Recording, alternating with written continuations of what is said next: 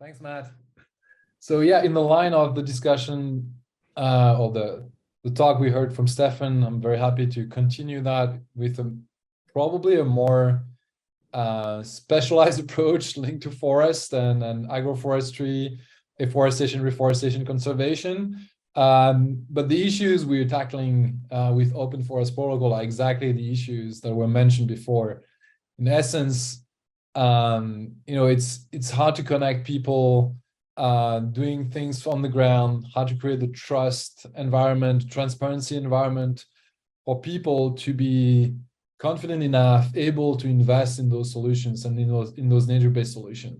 And maybe before I jump into like a kind of a pitch of what we do and then what we've built, let me start with a bit of my background story, how I got to building Open Forest Protocol. So it will give you an understanding of how we got there.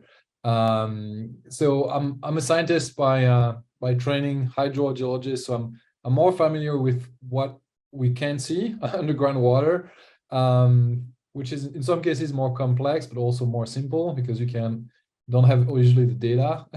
But yeah, I worked quite a lot in the environmental consulting sector, and one of my really deep down drive has always been forest and forest restoration, and that came through basically traveling the world and seeing those forests being destructed.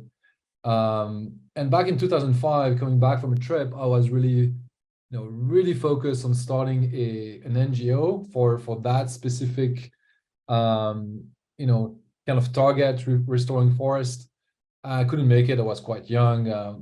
The tools we had at the time didn't work out. But I restarted that in 2017 with a small NGO based in Switzerland to support sustainable reforestation projects. And when we started that, talking to probably hundreds of projects, at least reaching out to hundreds of projects, we quickly realized that we were facing two main issues. And the first one was really the fact that the reporting from those projects were really poor and really lacking.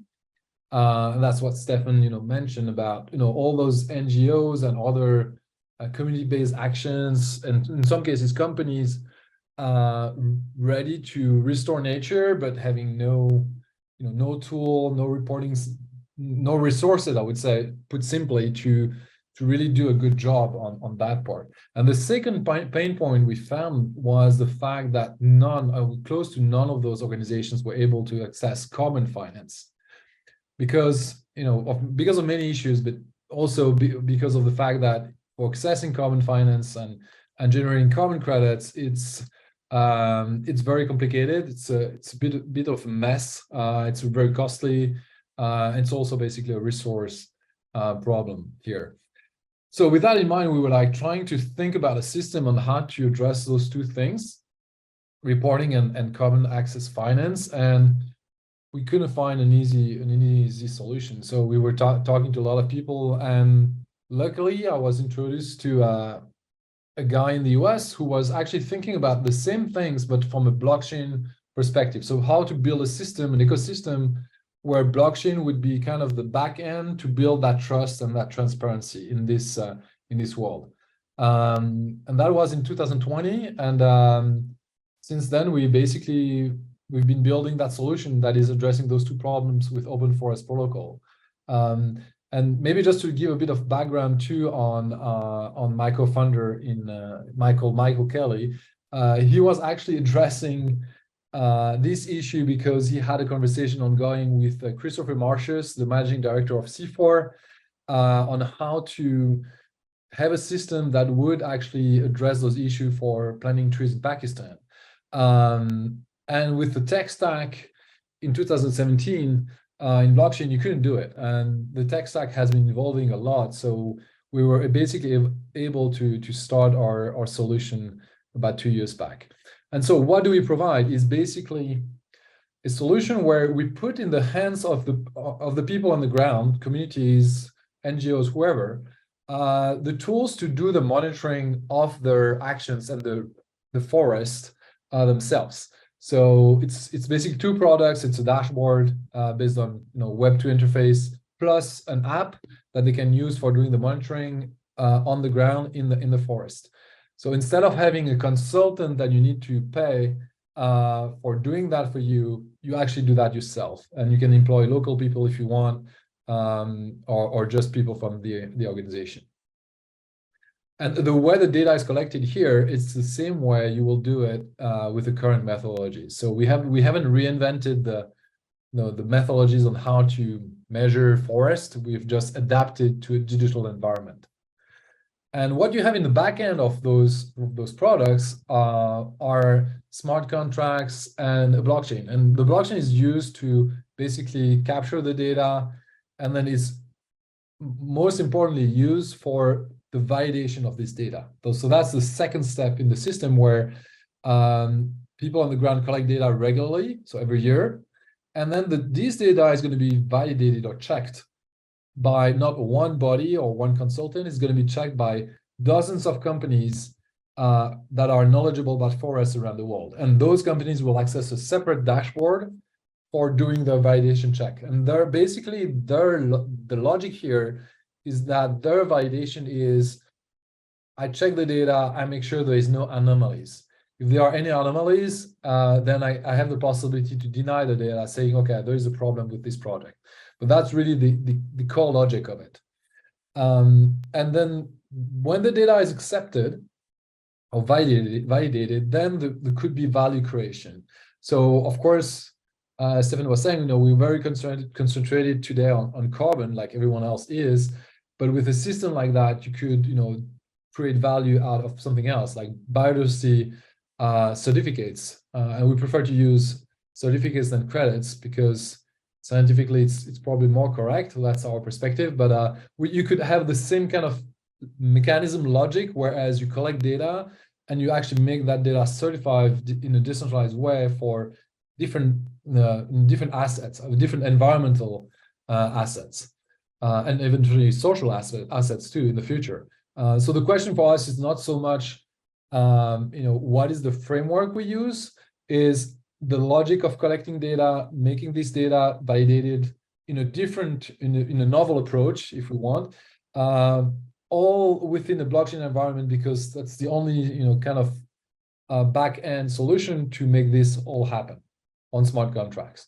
So that's what we've been building for 2.5 years now, and we launched our MRV solutions. So the 3 tools I just mentioned in July last year. We've onboarded roughly 40 projects on the platform, and as of yesterday, we've released what we call our Explorer, which is the map you can access. So it's the public-facing product. So for everyone to see the project, where they are located, the data they upload, if the data has been accepted or denied, and it's completely transparent and immutable. So it's basically this one of the next step to bring now people on board on how to actually check those projects. And of course, we still have some road ahead of us, because we want to, of course, develop the incentive for investment within the platform for investing in those projects. So that's kind of the next steps for us. But the basic infrastructure, the MRV infrastructure, is in place. The tech is really working great. The validation is working great. We had our first project being denied last week, which is not nice for the project, but it's showcasing that the system is working and people are actually doing their job. So yeah, in essence, that's where we are, what we're doing. And obviously there is more to say on, the implication, that's the different stakeholders, the business model of what we do, what type of blockchain we're using. But I don't want to go too much into the details, and leave room for questions now, or maybe things you would like to explore a bit further, either high level or more technical.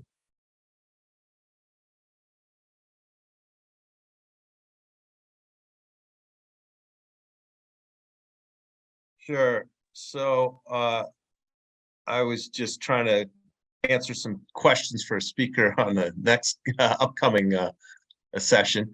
Brajeshwar, are you here active right now? All right, maybe not. So, what's interesting to me, Fred, because I met you in Denver, East Denver, and really, like, it sounds like you guys initially were trying to go after those smaller projects, making those projects doable, because a lot of people might not be kind of aware of it, but with the carbon registries, and I guess I could turn on my light here. With the carbon registries, there's quite a bit of an expense to register the project and go through all of it, and like you kind of mentioned, they would need to bring in an expert, and usually that involves flying someone in a high salary and that sort of thing, and they couldn't measure it themselves. Where your app actually lets them do that.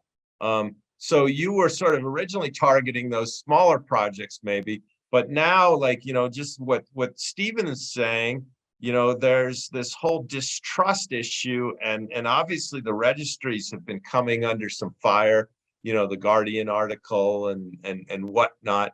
So, unlocking some of that big block capital and building back that trust, it sounds like it's going to be perfect within your wheelhouse. We just need to get more people aware of what you're doing and get more projects on board with that. What do you see? What sort of challenges do you see with that, and what sort of opportunities do you see with that? So yeah, the challenges are basically, I think, two challenges. The first challenge is that most people don't understand the VCM. They don't understand how it works, and it is, quite opaque. So there is a lack of trust in the system.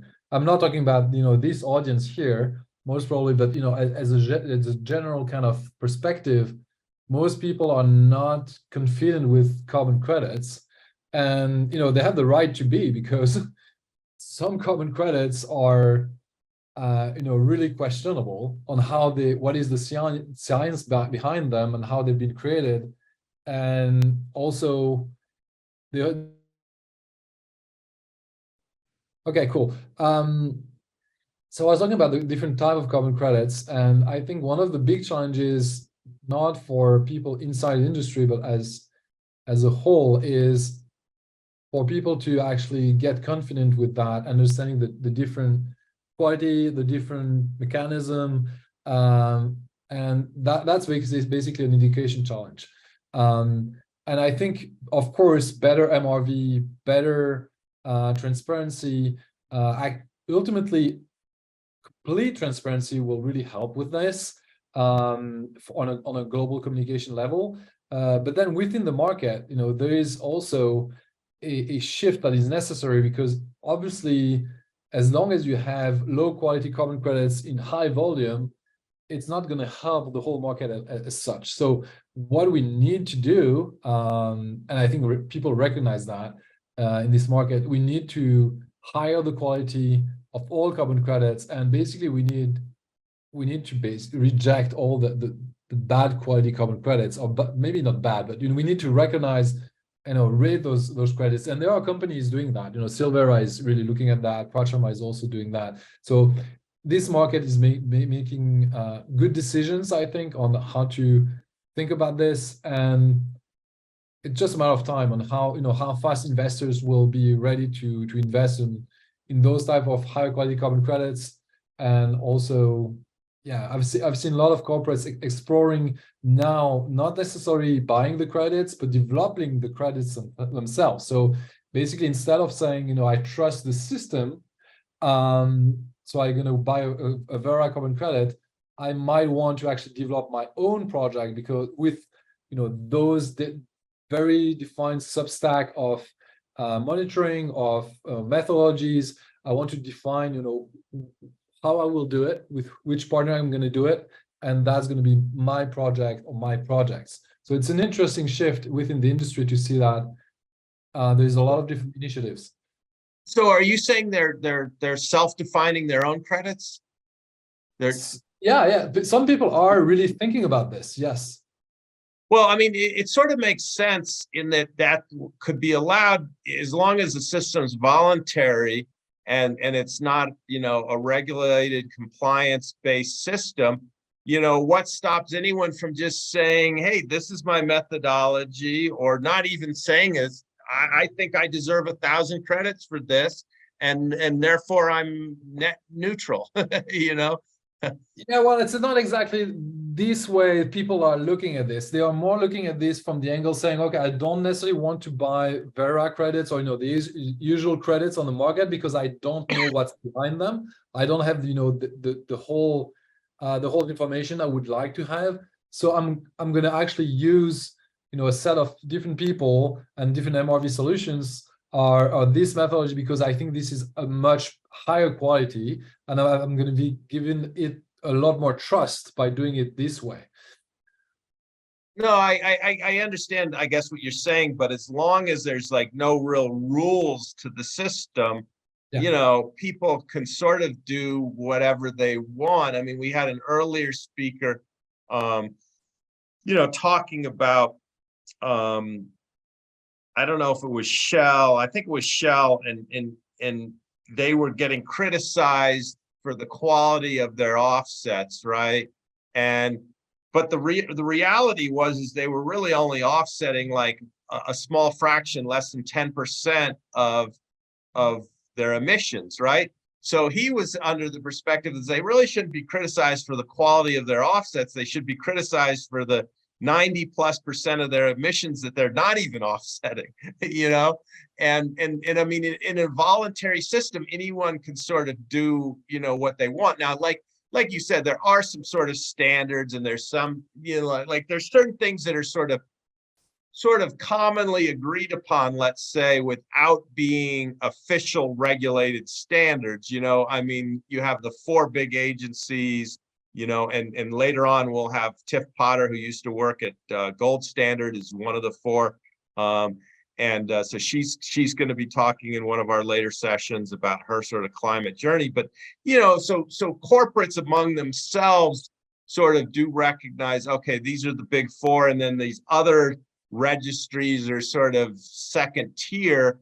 But, you know, ultimately, is until it's like regular, like you have the Corsia market for the airlines in Europe, you know, airlines who may join that, you know, so that's sort of, they've come up with their own standards, you know, their own sort of methodology that credits must meet to work within their framework. But, you know, when government's not doing it, what stops the next guy down the road from saying, well, I'm going to do the platinum standard, or I'm going to do the diamond standard, or I'm going to do whatever you want to call it.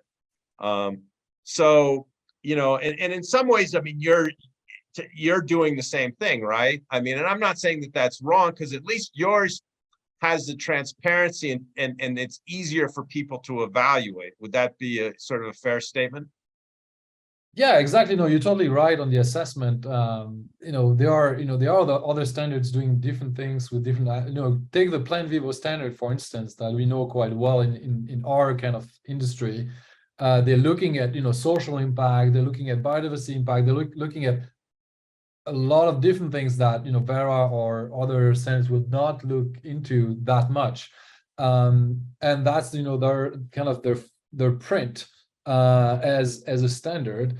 I think what's really lacking today in this industry is the transparency and the trust. Why? Because if you, and not to criticize Vera or anyone out there, it's not about that. It's about the fact that, you know, the system we had in place 15 years back when it started, you know, were such that, you know, digitalizing everything was not possible. And the system that is, you know, set up today, you have access to certain information, not to the rest. And because it's not like completely in a digital framework, you might find some information for that project.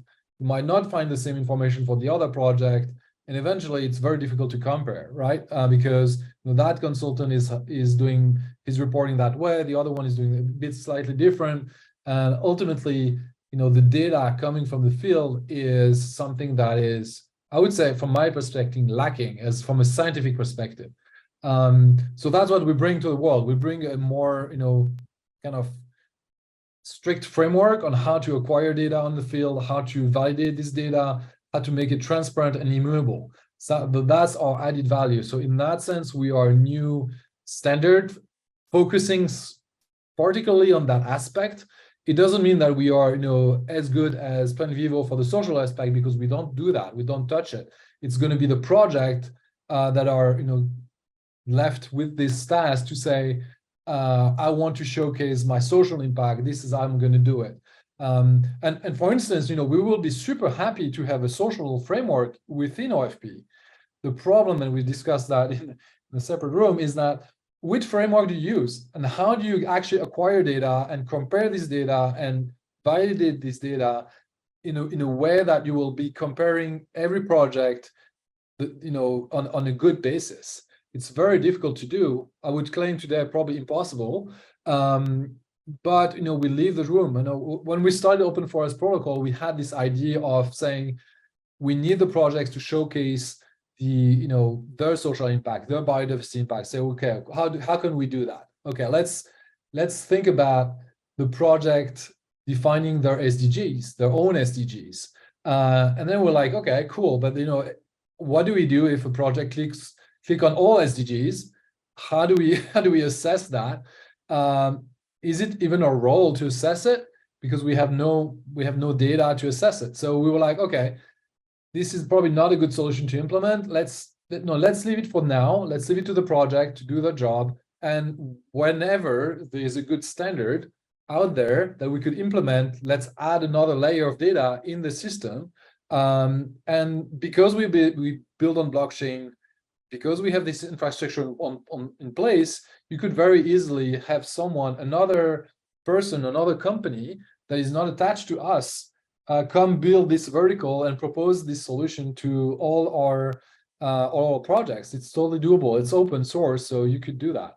And that's the logic behind, and that's very important to understand. The logic of what we build is the logic per which it's not centralized. We know once it is out there, people can actually come and plug and play an API or a different solution on top of us. Social impact would be one, maybe, or maybe you want to do something else where you want to actually do the biodiversity impact. And it's all totally open.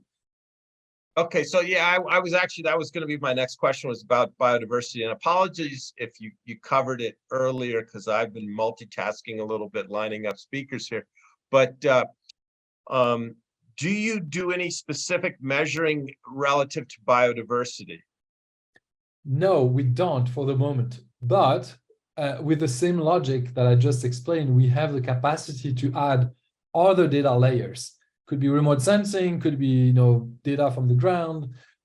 We also have in our development pipeline an approach on how to conserve forest. And I'm saying that very openly. In the RED Plus methodology is at heart a good methodology that has the good alignment, but it's been shown to be not very efficient in conserving forests in some cases.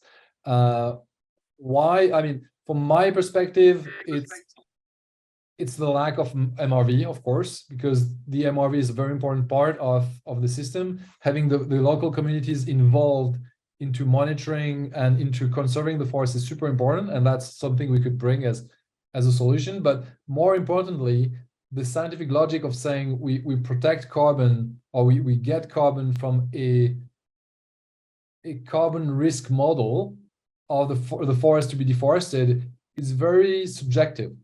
It's very hard to actually find a consensus on that, and it's not very scientific. Our approach is to say, let's conserve forests because of biodiversity. So if we are able to conserve biodiversity in a forest, it has value. And instead of going down through the carbon route, let's go down the biodiversity route. It's a very complex issue. It's very granular in the sense that biodiversity could be measured in a very granular way or very high level way. So there's a lot of discussions around that, but at least from my perspective, the MRV with the communities in place on the ground has to be embedded in that approach. So that's my perspective. There's a lot of work to do. and we don't have a strict answer on how to actually measure biodiversity and which level we want to measure that, but the MRV has to be there somewhere. So you said a couple things that like made me question on, like, are you relying on mostly satellite data, or are you relying on mostly on-ground data? Like, because I thought you described to me before about like kind of an app and being able to walk through the forest, and so which are you relying on? Both, one more than the other? How does it work? So the system has been designed and is only relying, not only, for the moment, only relying on ground truth data for two main reasons. The first reason is actually not a data reason, is a social reason in a sense. Why? Because if you want to have a project successful for the long term, like say 20, 30, 40 years, you have to keep the people engaged on the ground and make them responsible for their actions and for the restoration or conservation of the forest. So that's why we want to have data coming from the ground to keep those people responsible for their actions, because they get the value out of it, right? So that's the first thing. The second thing is these data is super important whenever you want to actually do a carbon calculation with remote sensing, call it satellite imagery, LiDAR. You need some ground truth data to calibrate the models, right? Calibrate the approach. So, and nobody has this data. So you need those two things. And even though I might see in the future that we will have less ground truth data, so less data points, I still strongly believe that it's very important to keep this connection with the ground, with the people on the ground. So that's the first part of the answer. The second part of the answer is that, yeah, we have this ground truth data, but because we have this ground truth data and we have probably half of the validators we have now on the network that are remote sensing companies, we have the capacity to add data layers on top of that ground truth data. So it's easier to have a double check, even a triple check with other type of data that are mostly remote sensing data to add more trust and transparency to the system than to do the other way around. Say, yeah, I have a nice satellite imagery. Now I need to find ground truth data. How I will do this? So in our sense, we have incentivized people to get this ground truth data, incentivize people to verify that ground truth data, and then from that basis on, you can build additional layers of data. Great. Okay, so yeah, that's interesting. Gentian is doing some stuff out of the UK. Are you familiar with them at all? They're doing more of a biodiversity, not so much tropical forest, but they are relying actually heavily on satellite imagery to make it more, I guess, efficient in terms of measuring. Do you still see, I mean, I think I know the answer, but do you see like a role for both of them, both on ground and, satellite? Because satellite can be sort of an objective way to verify that the on ground is really like what it's saying, right? If there's a mismatch, it sort of is a yellow flag, like, hey, let's check out more and see what's really going on. Yeah, exactly. And we're using that in an indirect way today, because we have 20 validators on the network. Half of them, probably half, are remote sensing companies. So if when they check the ground truth data, they have a doubt, they will actually immediately use the remote sensing capabilities to double check. So in a sense, it's already embedded, but it's not embedded in the protocol as such. It's embedded through those validators that have the capacities to actually use remote sensing. However, we want to actually go further in the future, where as those guys, of course, will stay, they will do the job, but we want also to have in the protocol a system for which we have the ground truth data, the satellite data, and eventually an IoT layer, where some projects that are big enough to buy those devices will be able to plug in IoT devices too. So there is no limit to where you can go with data. It's more about how you actually build a system to make sure you have a logic to it. So ground truth data, second layer, satellite layer data, or IoT, whatever, and then you can stack those data sources. Okay. Switching gears a little bit, where do you see things going in the next 5 or 10 years? And sort of specifically, how might it affect people's investment portfolios? Like, do you see it easier for companies to, reach their net zero goals? Do you see more regulations being put on to companies? And that could be a headwind for them. I mean, do you see, like, I'm talking about maybe big publicly traded companies, not specifically in forest, but, a lot of them have made these, 2030, 2050 pledges. And do you see them, like more credits, like coming online because more projects are getting financed? So then that makes it easier for them to continue to emit and not have to change their business practices? Or do you see maybe more regulation and more mandatory offsetting and more compliance markets? So, like, I'm just trying to get your opinion on which direction you think things are going to go, and how people might, position their portfolios based on the most likely path. Yeah, that's a very broad question and a very good question. I think it's going to be really depending on more local markets. To answer that question, I'm seeing a big. I can talk about places where we are implementing, either projects or we have investors and things happening. I see a big push from Brazil, from the supply side. People very interested in accessing and providing those solutions to the market. I see people really understanding what is lacking in the market to make it an investable kind of market. Today, when you talk to financial people, many calls that it's not a market yet, because we don't have the necessary framework to call it a market. It's not transparent enough. It's not compliant enough. The guidelines are not clear enough. So I would agree with that. It's really a market that is still in development, but I see lots of pushes towards making this a market. How fast it's going to happen and how it's going to end up, it's hard to say, but I see a lot of activities on the startup side, but also on the on the finance part, where people are really looking into what would make sense for the next 10-20 years, and what are the good projects versus the projects that are not as good for long-term investment. We of course, probably most of you see that, but the EU is moving towards more regulation, which is great. We don't know yet exactly how this is going to play out. I'm not aware of regulations like that in other places, but hopefully, my wish would be that we get a lot more regulated, because the regulation will help navigate the market for everyone, for the companies that are buying the carbon credits, for the providers, this on the supply side. So more regulation, the better, in my sense, even if it's might kill a few of us in the process. But I think it would be better. But I'm not sure how fast it's going to happen.